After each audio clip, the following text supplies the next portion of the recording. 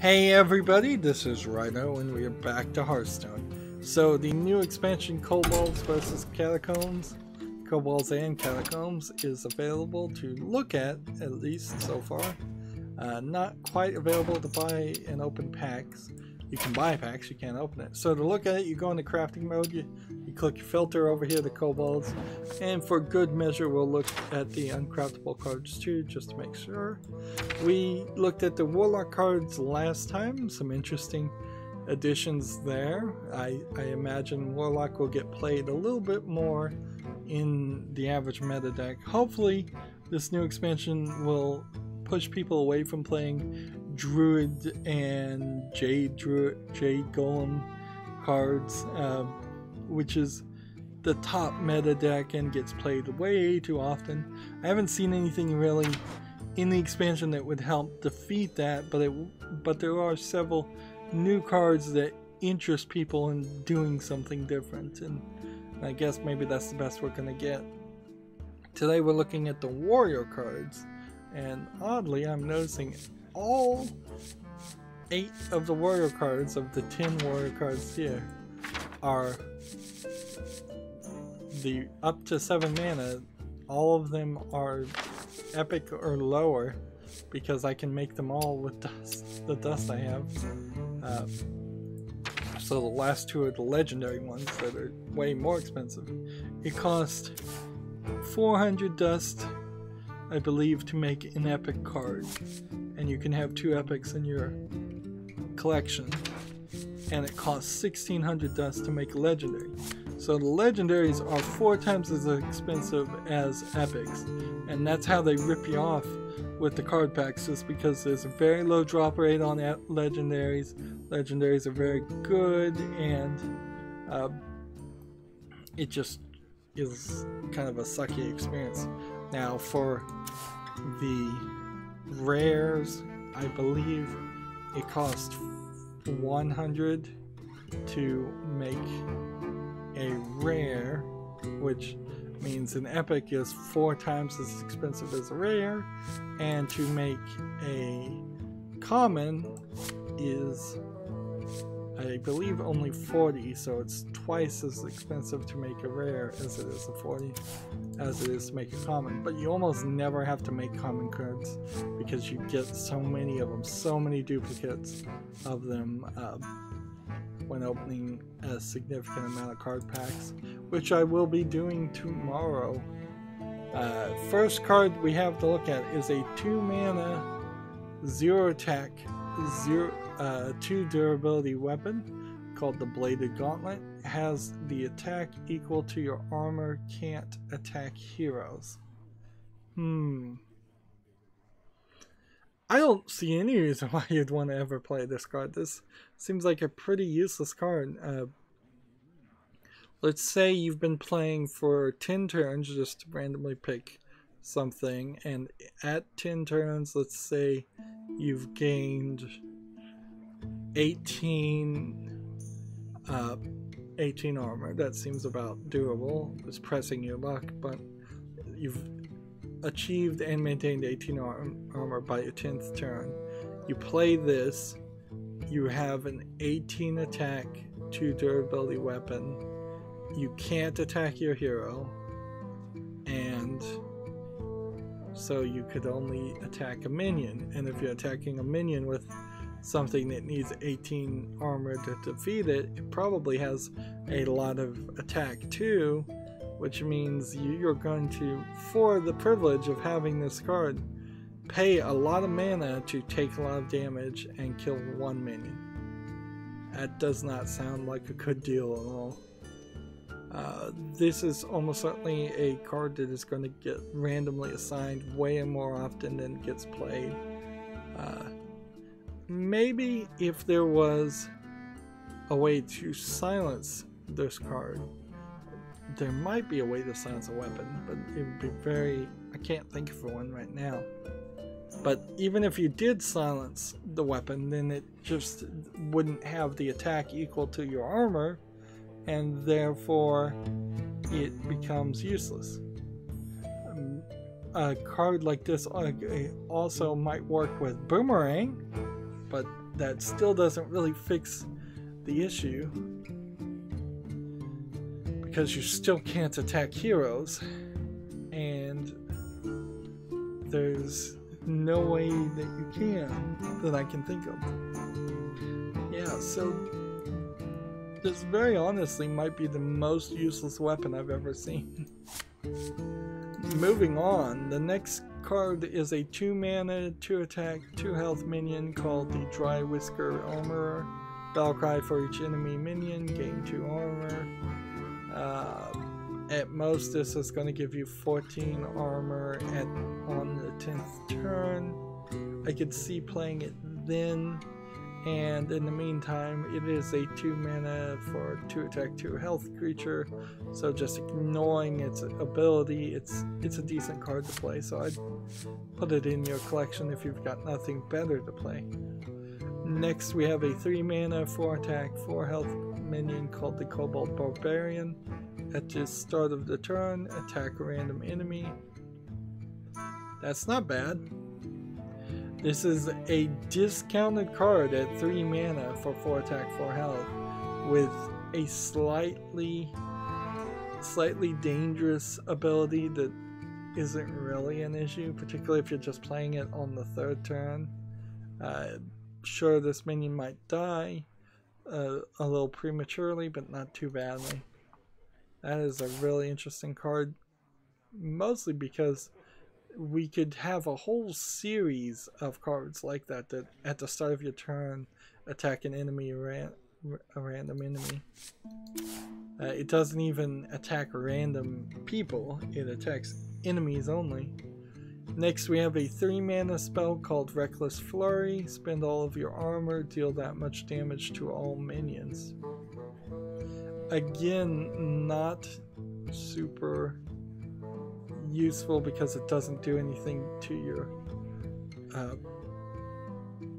your enemy's hero, but maybe. Like, this seems almost directly around the Blade Fury card, the way Blade Fury works now. Blade Fury used to be you destroy a weapon, say a very powerful weapon, and do damage to a minion and the enemies. Now Blade Fury, you destroy your weapon and do that amount of attack to only minions, and that's pretty much all the same, except for instead of destroying a weapon, you're destroying your armor.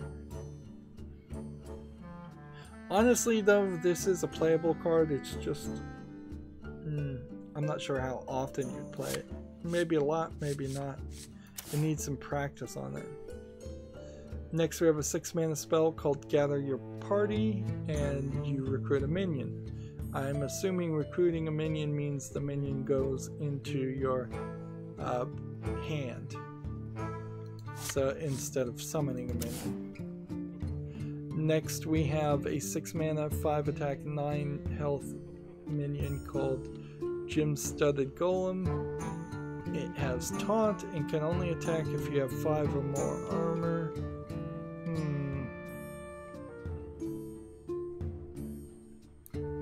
I'm not sure this is worth playing. It seems a little expensive when you're going to have 5 armor on top of that. But if you're playing in a deck where you're going to always have a lot of armor anyways, maybe this makes sense, because that 9 health and taunt is a little tempting. The 5 attack is a little low. Next, we have a 6 mana spell called Unidentified Shield. Gain 5 armor, gains a bonus effect in your hand. And we have no idea what these bonus effects are, but that'll be rather interesting. 5 armor for 6 mana seems a little expensive though. Ideally, I would want to gain 5 armor for 4 mana, if not cheaper. Even 5 armor for 5 mana seems a little expensive, but that bonus effect might be worth it, maybe not. That's again one of those cards we need to practice with and see what happens and how it actually practically works. Next, we have a 7 mana spell called Lesser Mithril Shield Spellstone. Summon 1/5/5 Mithril Golem. Equip a weapon to upgrade. So by the point that you play this on the 7th turn, you might, if you're playing a weapons deck, have already upgraded it. But I think this has to be in your hand to be upgraded too. I don't think it just upgrades if it's in your deck. If these upgrade cards do upgrade if they're in your deck also, that would be a change of strategy. It might very well make sense to have this if it's upgrading in your deck before you even draw it. But if you have to draw it first, then that limits the number of times that its effect actually happens. And I imagine the upgrade version of this will be you'll just summon 2 5/5 Mithril Golems for 7, which is definitely worth it. And if you can upgrade it even a 3rd time so it summons 3, that would definitely be even better. Next we have an 8 mana, 4 attack, 8 health legendary minion called the Geo Sculptor Yip. At the end of your turn, summon a random minion with cost equal to your armor up to 10.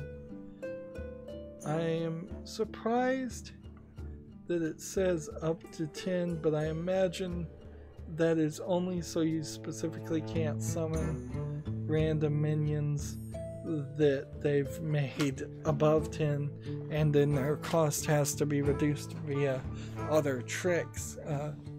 So you won't get some of the minions out there. I believe there's one that's maybe even as high as 25 health and 25 attack. No, that can't be right. I'll have to look to see what the most expensive minion is and what the largest amount of damage is. Frankly, them excluding the minions that cost over 10 is not crazy. It seems unnecessary, but whatever.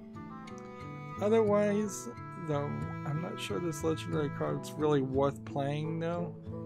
Like for 4 attack on your 8th turn for 8 health. This is only playing if you're worth playing if you have a lot of armor. Otherwise, you're just gonna get a 1 or 2 mana random minion, and that's not that helpful.